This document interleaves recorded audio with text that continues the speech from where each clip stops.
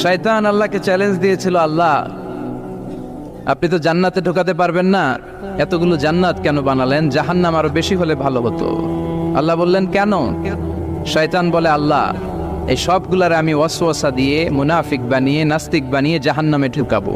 আমি চ্যালেঞ্জ দিলাম, ডান দিক থেকে ধোকা দেব, বা থেকে, সামনে থেকে, পেছন থেকে, নিচ থেকে, রগের শিরা উপশিরায় ঢুকে, মাচরাত্তাম যেখান দিয়ে রক্ত চলাচল করে ওখানে ঢুকেও আমি ধোকা দেব। তো আপনি জান্নাতে ঢুকাবেন কেনমে?